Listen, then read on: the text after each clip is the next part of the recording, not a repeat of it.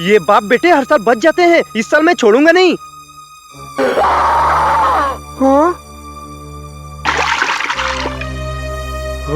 एक एक को चुन चुन के पोतूंगा।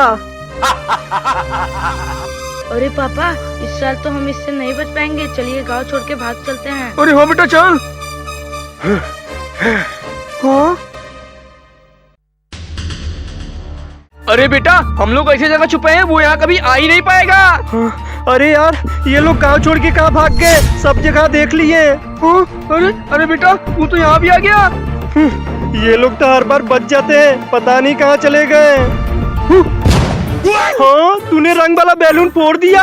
हाँ बाप बेटे यहाँ पर छुपे हो। पापा, इसका रंग खत्म हो गया। अटैक! ये ले, लगा दिया रंग। बेटा चल, बहुत हो गया, भाग।